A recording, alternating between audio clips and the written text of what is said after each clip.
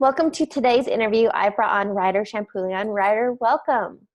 Welcome. Thank you so much. It's great to be here, Heather. We've been friends for a very long time. I've been looking forward to being on your podcast for quite a few years now. And I'm glad that we actually had this opportunity to exchange and share a little bit.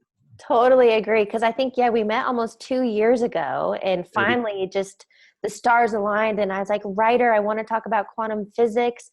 You said you have some background and experience. And I was like, let's do this. yeah. But Yeah, it's going to be excellent. before we dive in, give the listeners a little background. Where do you live and what do you do? Cool. So I live on Long Island in New York, and I am the person that people come to fix things, right? So my purpose in life is to help 10 billion people move, think, and feel better easily for a lifetime.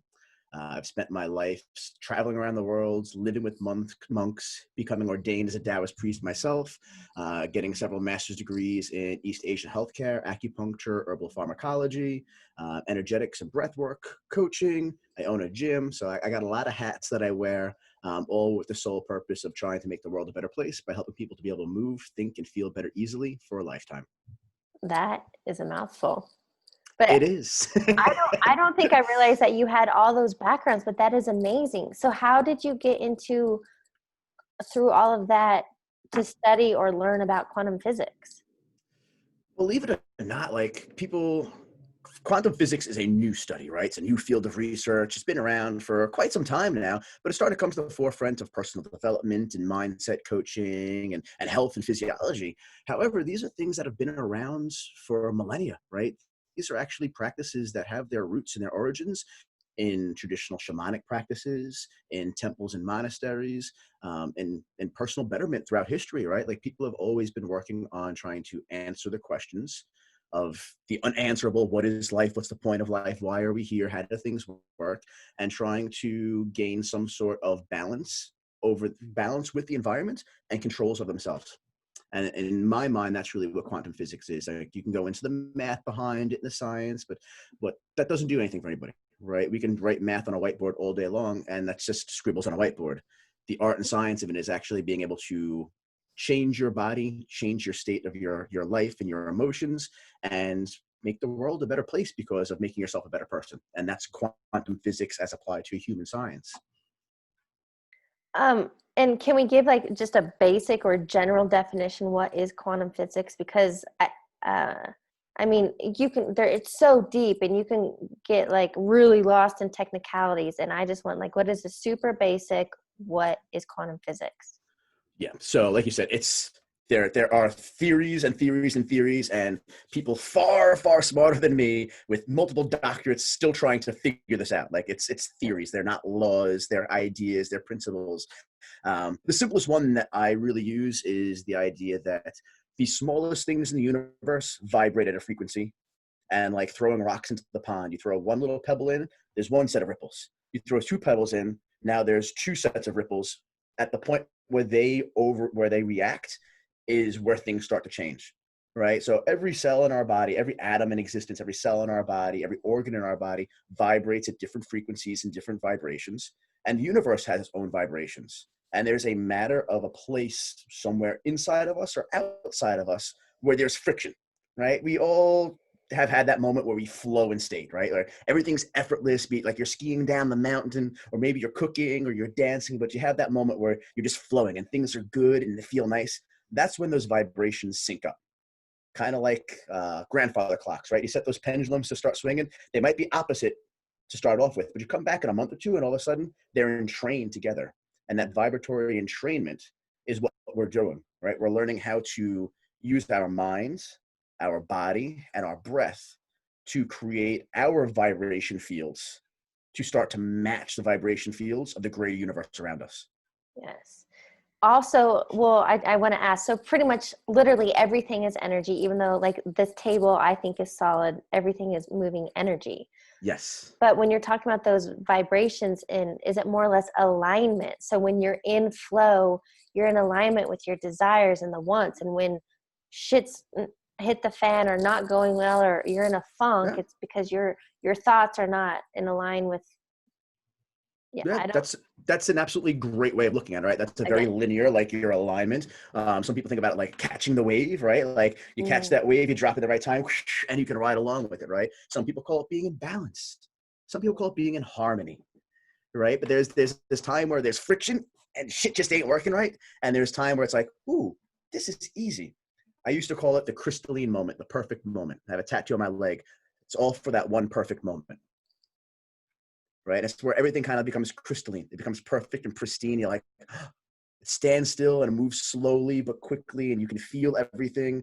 That's what that is for me, right? So it's about being in that balance, being able to find that point of being in flow or being in alignment where things just move because you've come to that rhythm that everything is. It's like bouncing on a trampoline, right? If you have like 4 kids bouncing on a trampoline, it's all crazy. But when you sync up, boom, you can do a lot more with a lot less. Yeah. Can we go back to when you got to experience quantum physics and the power of your mind body connection when you had the kidney failure? That whole Yeah. what happened to you? Yeah. So this was actually pretty recent. It's a kind of crazy story. I was recently it was the end of this previous year, and being that deductibles were made and all that, I went and had a test for my blood works, and it came back that there was a little elevated protein in my urine. And I was like, okay, well, I'm an athlete. I work out a lot. I work out at high intensity. It's like, I'm not too surprised about that. The doctor's like, hey, you know what? It's the end of the year. Let's get it checked out. So they sent me to a urologist, and he did a screening and came back and he was like, oh my God, this is absolutely ridiculous. Like, you should be dead. Your kidneys are failing. You're going to need to be on dialysis for the rest of your life. And I was like, whoa. Yeah. What the fuck are you talking about? And he's like, all right, cool. Like, we need to send you for kidney biopsy. We need to do more urinary screenings. And he was telling me that my protein levels were more than 10 times the fatal limit for somebody my age and activity, where they should be at the high end, like, oh my God, you need to go to the hospital, 300 milligrams. I was at 3 grams. I was at 3,000 milligrams of protein in my urine.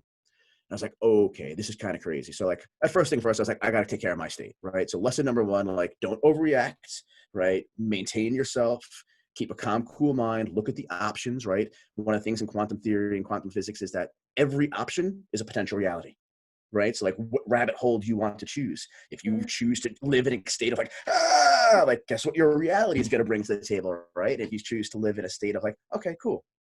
How can I handle this? You're going to have a calmer, cooler, collective position. So I was like, all right, what tests can we do beforehand? Let's schedule it out. I understand it. It's going to be next week sometime. Cool. I'm down with it if I need it. But what other tests could we do that potentially rule out that option? And he was like, blah, blah, blah, blah, blah. So long story short, it's 2 days before I'm supposed to go for a kidney biopsy. They're taking out grape-sized pieces of my kidneys because they need a large tissue sample. I go for an ultrasound, and the doctor's like, you have the most blood flow in anybody's kidneys I've ever seen in my life. You are probably one of the healthiest people I've ever seen in my life. I'm like, that's what I thought. I was working out the morning of the day the doctor told me that I was going into kidney failure. I'm like, most people are going kidney failure are not exercising. So the nights before, I was like, listen, I gotta have commitment. I have to have certainty, right? If you have a lack of certainty in anything that you're doing, the chances of it coming to fruition are going to be very minimalized. So I was like, I need to dive into this. I need to believe in this. And this is my opportunity now. And I was talking to a friend of ours, Jasmine, who's been on your show. And I was like, Jazz, I really feel like this is my Joe Dispenza moment, right? And Dr. Joe Dispenza goes deep into this, a great resource for people that are looking into how to balance their mind and body and quantum physics. And I was like, I feel like this is my Joe Dispenza moment. Joe Dispenza broke his back, was told he'd never walk again, and ended up healing it through breathing and visualizations and belief in his body being able to do so. And now he's able to walk around, doing shows, all this great stuff. So I feel like this is my moment to commit. Be like, listen, this is all the eggs in one basket. I'm burning the boats. I'm taking the islands. This is it. Yeah. So I sat down. I was like, okay, cool. I was like, what does it feel like when I move my arm? Do I have any question that my arm is going to move? I was like, no. When I think about moving my arms move. I was like, cool. I need to have that same kind of feeling in my body towards the future that I'm trying to move towards. So I was like, cool. All right, that's it. It's fine. My kidneys are fine. My kidneys are fine. My kidneys are fine. My kidneys are fine. Kept drilling into my head, believing it. I go to the doctor's office. And it's funny because I sat in the car in the parking lot beforehand, and I'm listening to Joe Dispenza, kind of just getting my brain in the right mood for this. And I said, you know what? I'm going to sign up for one of his courses too. I'm really going to go fully in. I'm going to sign up for a live course and delve deeper into this rabbit hole. So I'm in the car. I'm buying the course before I go to the kidney specialist. I go in and see the kidney specialist, and he's like, all right, cool. So we're going to review your tests. I was like, all right, I got a question. And coming from that cool, calm place now, I had a couple of days to think about it. I questioned him again. And in questioning him again, he looks at his computer and he goes, holy fuck, you've got to be kidding me. And like freaks out, like scared, fear in his voice, and surprise and startlement at the same time. Now, this is not just like some Joe Smo. This is one of the heads of the hospitals for kidney health. Like the guy is a top line guy in our area. And he's freaking out. And I'm like, okay, what's going on? He goes, I can't believe it. He's like, I fucked up. He's like, I read the wrong lines. I crisscrossed this one here and that one here. He's like, your kidneys are 100% fine.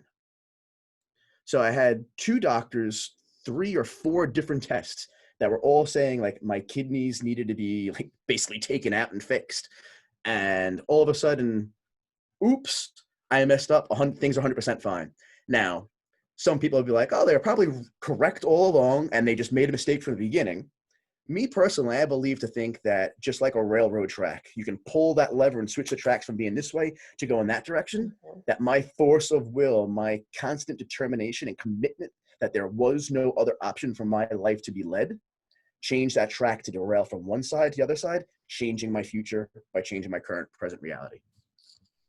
I would 100% agree with you. Obviously, I have nothing to back that other than belief, but I'm also reading this book. I don't know if you've heard of it, but it's Reality Transurfing.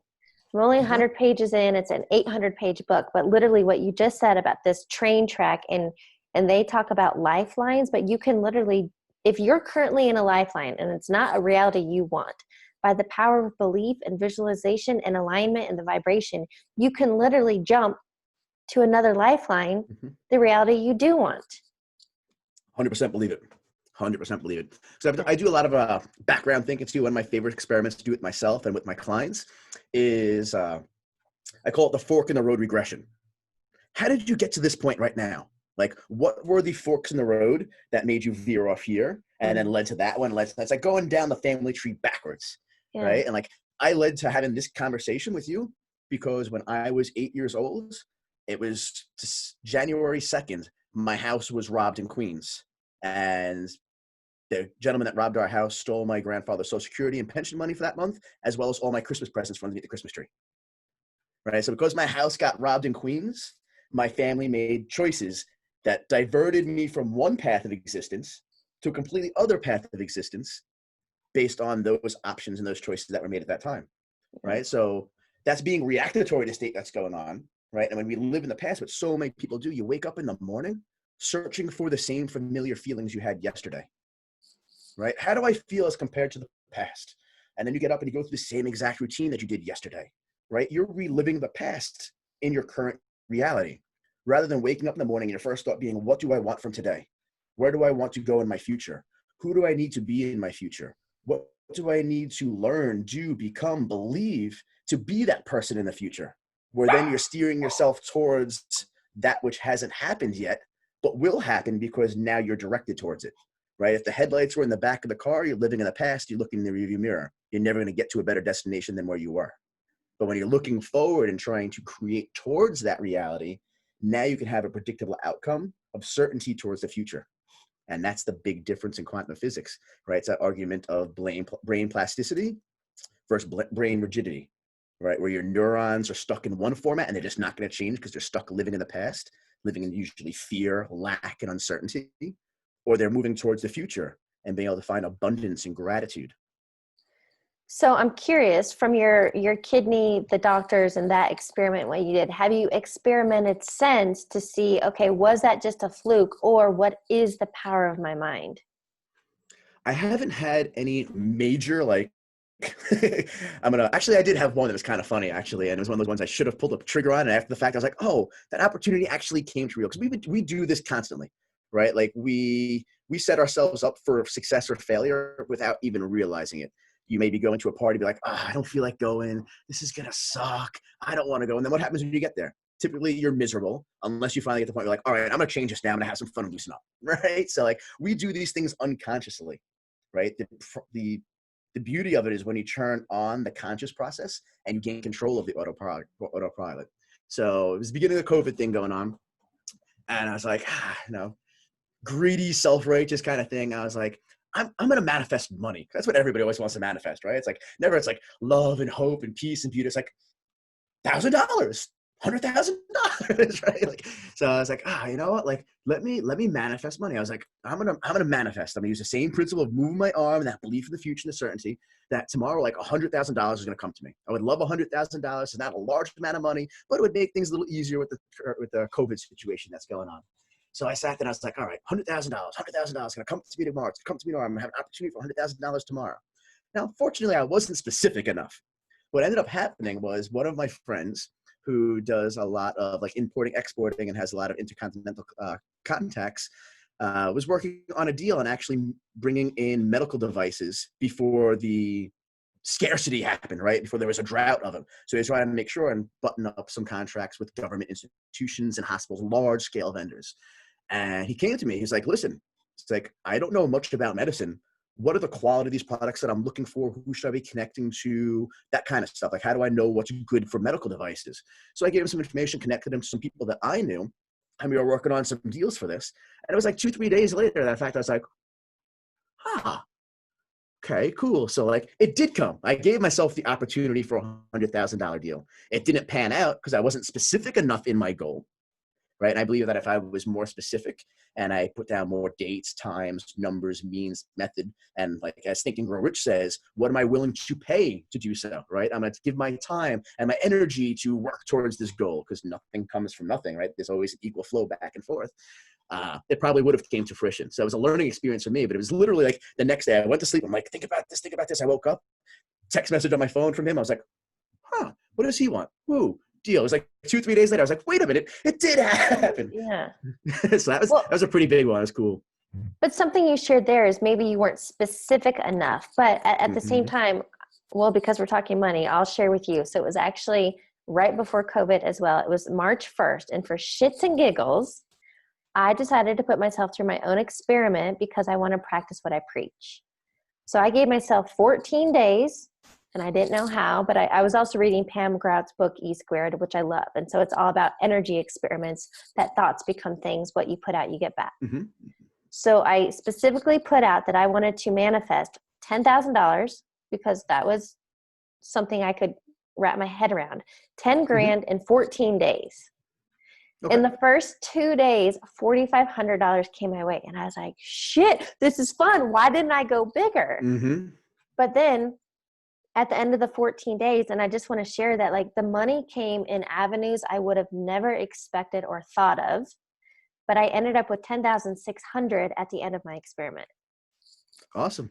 That's how powerful the thoughts are when you're in alignment. And so for you, if you were, okay, so now you can, what would you do differently if you want to throw out that 100 grand or you want to manifest a trip or a relationship or whatever you want? How do you be more specific yet let go? Yeah. So the first step for everybody, right? Because this is for me, like I've been doing this stuff for a long, long time. And every time I do it, I realize like an onion that there's another layer of expertise that goes into it, right? And it's more sophistication. And at first, like you're a rough carpenter, you have no idea what to do, and eventually start to be able to learn some stuff. But eventually, like you're the master craftsman. I'm not there yet, still not. Right? Like so. But the first step, the very, very first step, is you must 100% must be coming from a place of gratitude, right? Because when you have gratitude, it triggers off in your neurochemistry that has already happened, right? So it's that same idea of the headlights being in the front of the car. You're seeing the future. You're experiencing as it's happening. Now, the crazy thing that happens as you do that, your brain is actually rewiring itself and laying down more nerves and thicker nerves, like bandwidth to your computer. Bigger cable means more power going to it, means more communication, right? So your brain does this and it'll lay down more and more. And the more you do it, like muscle memory, it has nothing to do with your muscles. It has to do with your nerves firing those muscles smoother. We get muscle memory in our brain for our emotions, for these things. So your brain will start to create it into a reality. The other thing that starts to happen is when your brain starts to create into a reality and you're coming from a place of conscious gratitude from your heart waves and your brain waves start to sync up. Right? So now you have two things that are starting to, again, like those rocks in the ponds that are no longer going like this. They're starting to go, oh, right? And as those two being big electron centers, right? Your brain is a big, like, electromagnetic fields battery. It's pumping out electric all day long. Your heart is even bigger. It's a smaller bundle, but it has a different type of nerve density that actually puts out more EMF fields. When those two start to sync up, you become like a major battery. And that battery starts to send those wavelengths out. And what's kind of cool is Dr. Joe has done a lot of research on this, where he's put people in the front of the room with heart monitors on, like 10 people, and had everybody else in the room like send those people love and gratitude. And he's watched all 10 people's heart waves, heart rhythms sync up in the beat and the pauses in between the beats. So they're not doing anything. They're just chilling out. 10 people's hearts sync up simultaneously to beat at the same rate and rhythm, which is crazy, right? And then he started doing it, measuring the EMF fields that the people meditating were bringing out. And the more that you work on doing these practices, what he's found out is by doing these practices in certain breath works where you breathe in from like the pelvic floor, pulling it up, it puts pressure onto the pineal gland.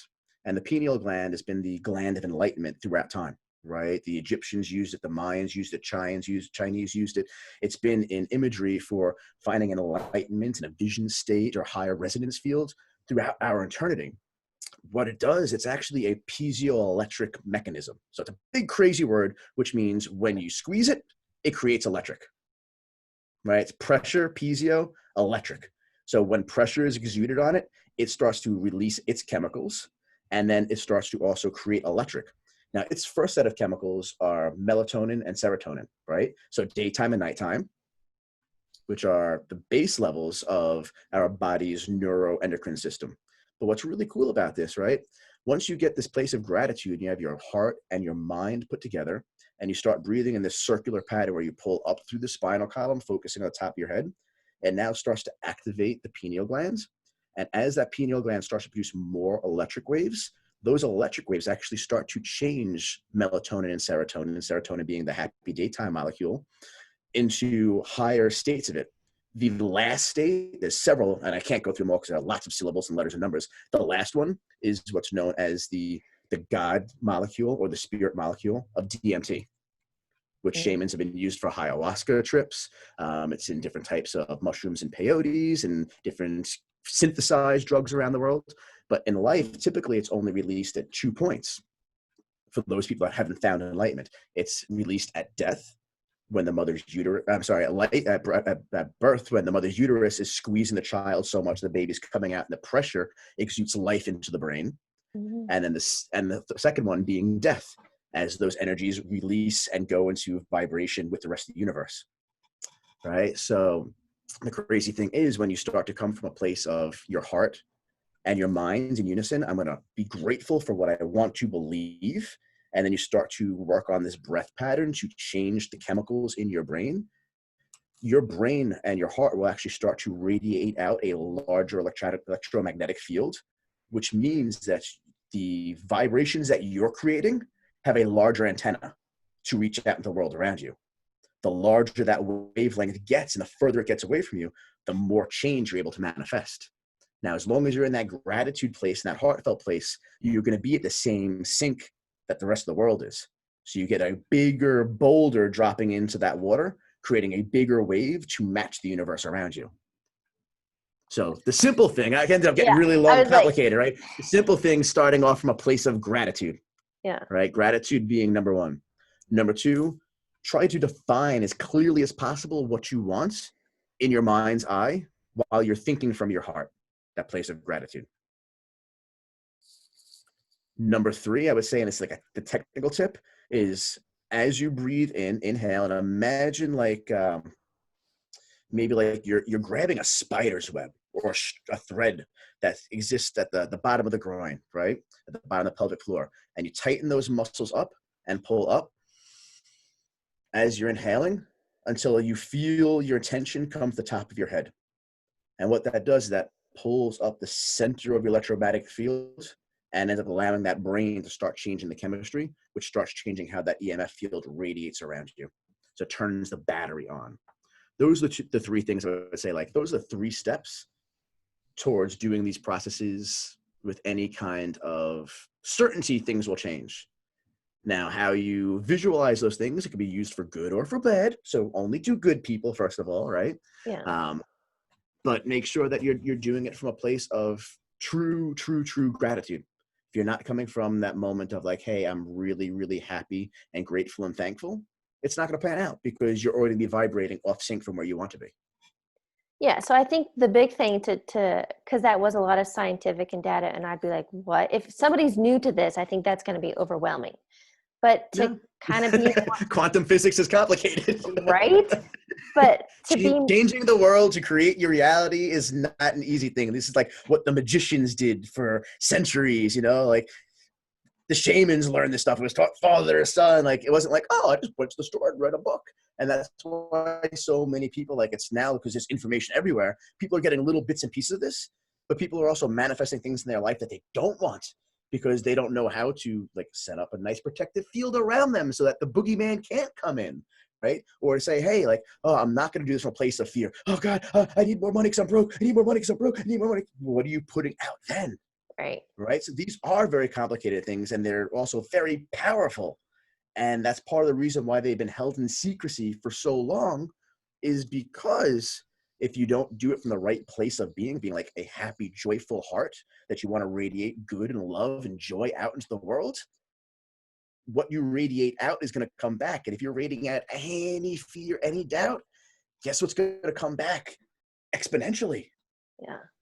Well, right? And so, simplicity terms. So even people are getting what they don't want. It's because that's what you're focused on. And literally, I think what we're saying is that your thought creates this energy that will then exude out the energy fields or whatever you said. And that brings back whatever you're putting out. So if you're focused on the gratitude, the love and abundance and possibility, you're going to get more of it. If you're focused on worry, stress, fear, scarcity, you're going to get more of that. So it literally is the power of your thought and what you're exuding that is what is coming into your life. Yeah. And think about it, right? Like, if you are focusing on the possibility of what can happen, you are creating your reality. Yeah. Right? You are creating your future. Right? If I think about how happy it could be to see you right now, I'm like, oh, yes, Heather's in front of me. If I'm like, if I want to think about how miserable it is to see you right now, I can be like, oh, fuck, Heather's in front of me. Yeah. How is that going to play forward? Yeah. Right? My relationship with the universe is going to change differently from that moment on.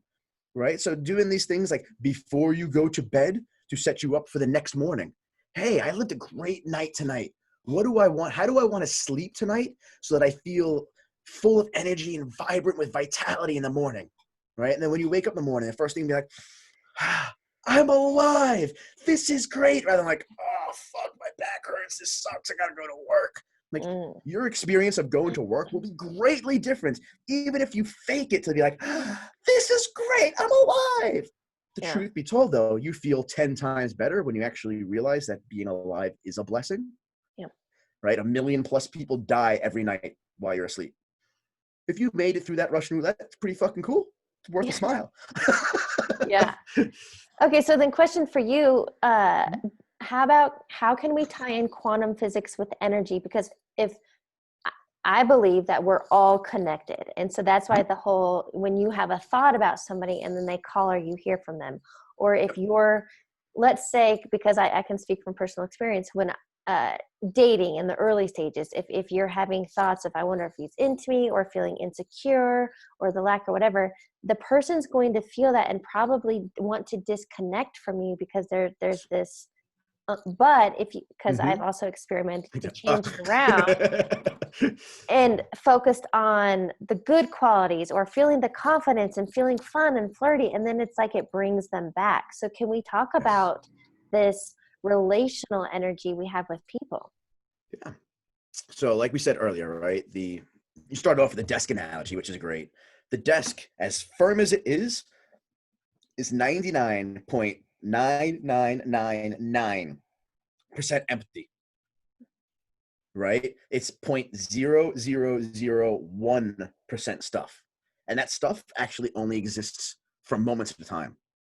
Right? So when you talk about quantum fields and atoms and these subatomic particles, they exist, and then all of a sudden they blink out of existence and go to the other side of the universe, someplace far away, pop up there, and then pop it back here again, right? So nothing is ever the same moment to moment. It's a different atom being there, right? If you looked at that atom, right, to tell you about how small these things are and why you can't notice that they're gone or not, right? If you made the nucleus of an atom the size of an SUV, so like think your favorite truck, right? The electron that circulates around it, around that SUV, it's gonna be the size of a chickpea. All right. That chickpea is in that space that the chickpea circulates around, right? So you got the SUV here, and you have this chickpea circulating around it. The space inside that circulation is 85,000 square miles. Not inches, not feet, 85,000. It's a lot of miles, right? So think about that. An SUV with a chickpea, 85,000 square miles around it. That's a lot of nothingness going on in there, right? That nothingness is where that vibration is exchanged. That is information, right? When you take two atoms and put them together, you now have a chemical, right? Like sodium and chloride come together and they make salt, right? Those two things, when they bond together, they don't actually like connect. Their circles start to gently overlie each other, right? So now you have a Venn diagram where there's a section in the center where those ripples meet, right? So each circle is vibrating on its own and those ripples meet. Now you take that chemical and you put it together and you have multiple chemicals. Eventually you get to a cell, and a cell ends up becoming a tissue, and a tissue ends up becoming an organ into a system, right? Like your cardiovascular system, your neurological system. That's all those systems then add up to becoming a being, an organism, right? So I have all these different layers of vibrations from my atoms to my cells, to my chemicals, to my tissues, all the way up to my body. You have your own. The earth has its own. The universe has its own, right? But the math behind it is all exactly the same. They all have the same beat to them, right? So when two people come together, imagine a person with a field around them and a person with a field around them, right? You have your bubbles, and the bubbles come together and they can touch and they can merge into one. They can touch and be like, and bounce away, depending on what that vibration is. Right? You ever been to a drum circle? And like a drum circle, I know you've been to drum circles before. Okay, yeah. Right? So people sit around, you can have a bunch of people that have no idea what they're doing and they beat on their drums and it just sounds like ruckus, right? But all of a sudden, if you have 2 or 3 people in that drum circle that actually know how to keep a beat and keep a rhythm, that have worked on themselves, that they've been able to change and produce what their body's able to do in the area around them, they start beating, they find a rhythm. What happens to everybody else? Everybody else finds that same rhythm. Right? And it's the same thing, right? If you go into somebody's circle and you have poopy foot going on, right? Like you just farted, it stinks, and it's bad. You bring that badness into their circle. Are they going to want to have that poopy foot in their circle? Probably not. Going to pick them out, right? I was coaching with somebody the other day. This young girl was telling me about how she had a breakthrough, and she's like, I'm lonely. I'm lonely because I'm having a fucking pity party for myself. Every day, all I do all day long is beat myself up for what I'm not doing. Why would anybody want to be with me? If all I'm doing all day long is talking shit about myself, make myself feel like crap, who wants to come to my pity party? I was like, bingo. Nobody wants to come to your pity party because it sucks. Right? So like now she's working on trying to figure out how for herself, what does she want? Who does she want to be? And how to bring those aspects into herself now, right? If you wanted to look at yourself in the time machine in the future and be like, ooh, I want to have this physique. Well, you can't sit down and do nothing. You got to work towards that. And working towards that, you make those change. Same thing emotionally. When you work towards having an emotional improvement in yourself, holding yourself to a higher state or to a more open, beautiful heart, or being more confident about who you are, more flirtatious to your feminine side, right? Entering that divine goddess stage, then that resonates out. You're creating that vibration to beat at a different rhythm. Somebody else that has a different rhythm might come in and be like, right? As we go up, we get to that phase in life where like, we don't want to date from the bar scene anymore, right? When you're younger, it's exciting and fun, it's different. But all of a sudden, like your vibration changes, their vibration is still here. And you're like, yeah. And you meet, you're like, no, it just isn't what it used to be. Friends as we grow up, right? You have friends from high school, you meet them again, you're like, we used to be like this. Now we're like, and you feel there's that friction, there's that intensity of like, things awkward, grinding, trying to get those pieces to fit in together. they don't interlock and they don't merge the way they should because they're vibrating differently. It's like having two different drummers playing two different songs. You go, this isn't working. You're off beat.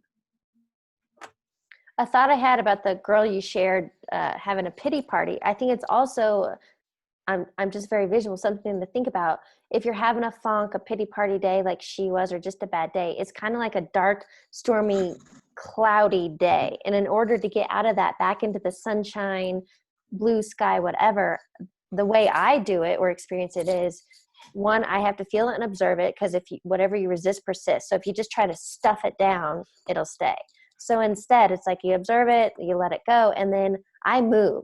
So whether that's dancing, going for a run, and then because that changes your focus, and then if you can change into, if she thought things like I am lovable, or I am fun, I am whatever, and then so that also changes the vibration and the energy, and that all you do yourself. It's not outside of you. Yes, it's mind, body, and breath. Yeah. Right. That's why my goal in life is teach people how to move, think, and feel better for the rest of their lives. Yeah. Right. You have to have that combination of three things. It's what you think, what you feel, and what you focus on. Yep. It's always mind, body, and breath. Well, and that might answer this next question, but what is one key takeaway you want listeners to get from this conversation? You are in control, right? You are the author of your book, right? You get to write that book as you go on, and it gets to play out for you. If you want to have a good ending or a bad ending, that is up to you, but you actually have to write it. Just thinking about it doesn't also do it, right? There's this big misconception like, if I just think about it, it's going to happen. No, it's called think and grow, Rich, right? Growing is an active process, right? There's challenges to overcome. Just because you put it out there once doesn't necessarily mean it's going to come the very first time, right? Lessons come to us, or challenges come to us for two reasons. One, to realize if we've learned the lesson, to allow it to stop hitting us in the head. If I keep doing this, this keeps happening. How many times have we all gone like, oh, I'm not going to drink tequila ever again, right? Or I'm never going to do that again. Yet to go, when you get challenged, you make that same mistake again. Or seconds, right, to realize what skills or technologies, techniques we need to learn and add to our repertoire, right? Like Mario, he can jump on the Goombas, he gets the guy with the shell on his top, and he hits it, boom, he blows up. And you keep trying to jump on different parts of that shell, it's not going to work until you realize that you have to go eat that flower so you can shoot a fireball and kill him. Right? So you got to learn different techniques and different ways of handling things. Right? I love how you just went to Nintendo. I love it, man. It's a video game analogy. It makes sense because we realize it's like you keep making the same mistakes over and over and over again. Yeah. You got to realize like, hey, I got to try something different, right? Whatever you resist persists. I'm going to keep pretending it's not there. I'm going to keep doing the same thing and force of will. I'm going to push through. It's not going to happen. So then we have to go, okay, cool. Stop doing that. But I can't do nothing. I got to do something. You have to learn. So a lot of times people put this idea like, oh, I'm gonna make a change in my life. I'm gonna manifest my perfect relationship. And then they sit on their couch and they never pick up their phone. They don't go on the internet. They don't try to talk to anybody. It's very rare that someone's gonna parachute through your roof into your house, right? It's not like Family Guy. It comes through and lands that kitchen table. Wait a minute. You're saying there's not a chance? There is a chance, but very, very little, right? There's a chance anything could happen. Yeah. However, when you go out and you actually do become an active participant in it, your chances go up, right? If you just think about this, it's not going to happen. When you think about it and you put your emotion behind it, better chance of happening. When you think about it, put your emotion behind it, and you bring it up, and we can spend a whole other time talking about the chakras and energy centers and the reproductive centers and energies coming up and kundalini and all these things that bring up into reality at the top of your head. Yeah. Right? When you actually put an active process behind it, that's when things change. So the takeaway, right? Don't just think it. Do and make your change happen. Yeah. Right? Believe in yourself, come from a place of abundance, and manifest from that abundance what you want. Actually partake and be an active creator in your process, because you are your own creator. We are our own divinity. We are our own walking gods. Preach. Yeah. On that note, it made me think, if you want to win the lotto, you want to hit the jackpot, you have to buy a ticket. You got to be in it to win it, right? Like, we've got these things because it's like, oh, it's ethereal. Just thought it's going to come to me. Like, no, I could think all day long about my backyard not having dandelions in it. Unless my ass is out there picking them out, they're going to be there tomorrow when I wake up. Yeah. Okay, so then a few questions for you to wrap up the interview. What is a quote or motto that you live by? The standards we keep are the statements we make. Boom. You didn't even think about that one. I got a lot of them. I have a couple thousand quotes that I have written, and they'll be coming out on my Instagram account soon, and all quote cards nice and done. So check that out. Yeah. Yeah, the Uh, standards we keep is the statements we make. I love that. What is a book you're currently reading or highly recommend? Ooh, I am currently reading Inner Engineering by Sadhguru, the Indian mystic. Mm. What's a blip on that? It's about the same kind of stuff we're talking now, right? He uses yogic sciences and yogic mysticism to reconnect you better with reality and knowing that you are part of this one unified field. And if you're doing things outside that field, you're going to have friction. But when you do things within that field, you're going to have a wonderful, easy, beautiful life and be exactly where you're supposed to be when you're supposed to be there. Oh, that's a good read. Yeah, it's a very good read. All of his stuff is amazing. Okay, final question for you. What advice would you give your younger self? Ooh, yeah, I would very easily go with love yourself more. Mm. Plain and Simple. simple. Yeah. Love yourself more. You know, I've always been very insecure, and because of that, I made a lot of poor choices with how I handled myself and represented myself. And it wasn't up until the very recent future that I've fully committed 100% to changing my lifestyle and changing my beliefs and knowing that I am enough. And it's because of that, so much more good has materialized in my life, and so much more things are changing that way in the future. So love yourself, know that you are enough, and honor that. Proudly express yourself at every moment of your day and wear your truth on your outside. That's amazing, Ryder, and what a phenomenal note to end on. Thank you so much for joining me. Thank you for having me. I can't wait to do this again.